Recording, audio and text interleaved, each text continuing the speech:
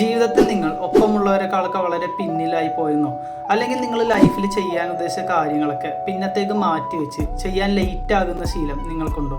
പുതിയതായിട്ട് എന്നെ പരിചയപ്പെടുന്ന ഫ്രണ്ട്സ് പലരും ഞാനൊരു 2K കിഡാണ്, ജെൻസി ആണെന്നൊക്കെയാണ് വിചാരിക്കാറുള്ളത്. പക്ഷെ എനിക്കിപ്പോൾ ആക്ച്വലി 28 വയസ്സായി.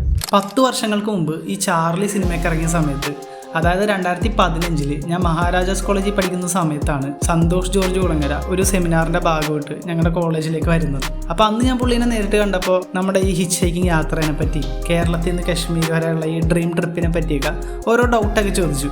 അപ്പോൾ പുള്ളി വളരെ കാഷ്വലായിട്ട് അതിന് താൻ പോയിട്ട് വാ എന്ന് മാത്രമേ മറുപടി പറഞ്ഞുള്ളൂ. എന്നാൽ പിന്നീട് വർഷങ്ങൾ പതിയെ കടന്നു പോകാൻ തുടങ്ങി. 20, 21, 22 ഇങ്ങനെ ഏജൊക്കെ പതിയെ കയറാൻ തുടങ്ങി.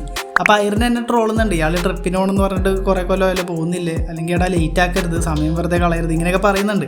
ഏതായാലും ഒരു 8 വർഷത്തോളം വേണ്ടി വന്നു എനിക്കിങ്ങനെ ഒരു യാത്രയ്ക്ക് വേണ്ടി. അതായത് 2023 ദി ഗ്രേറ്റ് ഇന്ത്യൻ ഹിച്ച് ഹൈക്കിങ്ങിന് തുടക്കമാകുന്നത്. അങ്ങനെ ഞാൻ കശ്മീർ എത്തി, മിഷനൊക്കെ കംപ്ലീറ്റ് ചെയ്തു. അപ്പോൾ ഈ യാത്രക്കിടയിൽ ഡൽഹിയൊക്കെ എത്തിയപ്പോഴത്തേക്കും ഒരു ന്യൂസ് പേപ്പർ റിപ്പോർട്ടർ എന്നെ കവർ ചെയ്തായിരുന്നു. പുള്ളി എന്നോട് ചോദിച്ചു, നിങ്ങൾ എന്തിനാണ് ഇത്ര ചെറുപ്പത്തിൽ ഈ യാത്ര ചെയ്യുന്നത്? നിങ്ങൾക്കൊരു വീടുണ്ട്, ഒരു ജോലിയുണ്ട്, ഒരു കരിയർ ഉണ്ട്, അതൊക്കെ ഉപേക്ഷിച്ച് ഈ പ്രായത്തിൽ ഇങ്ങനെ പോകുന്നത് എന്തിനാന്ന് ചോദിച്ചു. അപ്പം ഞാൻ ഓർത്തത്, ഞാൻ ഈ യാത്രക്കിടയിൽ ഒത്തിരി പ്രായമായ ആളുകളെയും കണ്ടുമുട്ടിയായിരുന്നു. അവരൊക്കെ എൻ്റെ അടുത്ത് പറഞ്ഞത്, ഞങ്ങൾ ചെറുപ്പകാലത്ത് ചെയ്യണമെന്ന് കരുതിയ യാത്രകളൊക്കെയാണ് മോൻ ഈ പ്രായത്തിൽ ചെയ്യുന്നത് എന്നാണ്. ഈ അടുത്ത് ഞാൻ വായിച്ചായിരുന്നു, ഒരു വൃദ്ധസദനത്തിൽ വയസ്സായ ആളുകളുടെ ഇടയിൽ നടത്തിയൊരു സർവേയിൽ അവർ ഏറ്റവും കൂടുതൽ റിഗ്രറ്റ് ചെയ്യുന്നത് എന്താണെന്ന് ചോദിച്ചപ്പോൾ മിക്ക ആളുകളും പറഞ്ഞത്, അവരുടെ യൗവനകാലത്തിൽ അവർ നടത്തണമെന്ന് കരുതിയിരുന്ന യാത്രകളും അവരുടെ സ്വപ്നങ്ങളും ഒക്കെ അവർ പിന്നെ കട്ടെ എന്ന് കരുതി മാറ്റിവെച്ചു. എന്നാൽ പിന്നീട് പ്രാരാബ്ധമായി.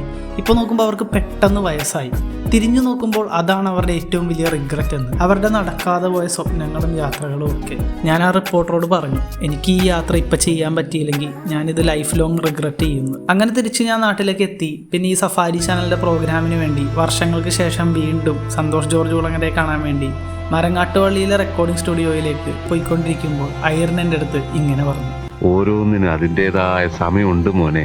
So I hope you live a life you're proud of. And if you find that you're not, I hope you have the strength to start all over again.